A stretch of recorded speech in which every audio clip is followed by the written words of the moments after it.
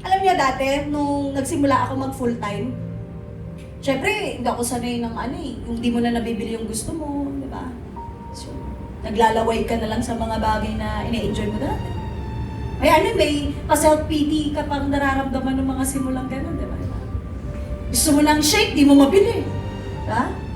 Ganyan. Kasi syempre, nagsisimula mag-adjust po dun sa buhay na nakasanayan eh. Tapos, nagde-devotion ako. Sabi ko, Lord, encourage mo naman ako, palakasin mo po yung loob ko, etc. Tapos napunta ako sa sa partition ng land. Promised land na. Diba? Di ba, sinabi doon yung mga tribes, ito, kunin nyo na yung part nyo, di ba? Sa promised land po, for you to get that promised land, you have to conquer the place first, di ba? Kasi may mga kalaban. So, nung partition na, party-party na, binibigay na. Ito, kunin nyo na to, pero they have to conquer. Okay? Nung may nabasa ako, sabi, yung mga Levites, di ba yung mga Levites dati? Mga priests. Sila yung, parang tayo ngayon, di ba? Nag-lead, spiritually, ganyan. Sila po yung priests na spiritual leader. Ngayon, sabi ko, ito yung mga Levites, paulit-ulit pinapakyat. Yung mga Levites, di tatawagin na, kasi di ba lahat ng tribe, Levites, kung tatawagin yung Levites, sasabihin, wala kayong parte. Kasi ang parte mo, si Lord.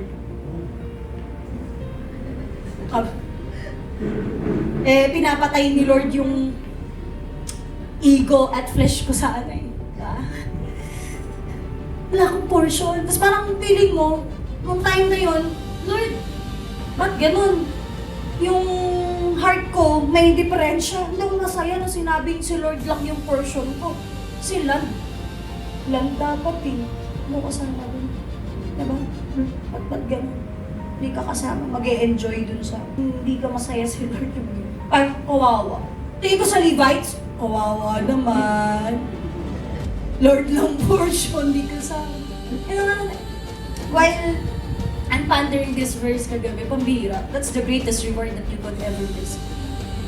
Kaya kanina biyak ako ng worship. Sabi ko, Lord, possible wala pa ako ng lahat ng mga to. Pero naniniwala ko, tutuparin ni Lord yun kasi tapat naman siya. Pero alam niyo, sa totoo lang, ito sinasabi ko to, nasa puso ko talaga, alam ng Panginoon nasa puso ko. Sobrang saya ko kahit wala pa ako ng lahat ngayon. I just felt like I'm the richest woman in the earth. I just woke up, like I'm so satisfied. So fulfilled. I'm so in love with that fact that my portion is Jesus. Pinakamataas na reward ay napunta sa Levites. Si Lord mismo.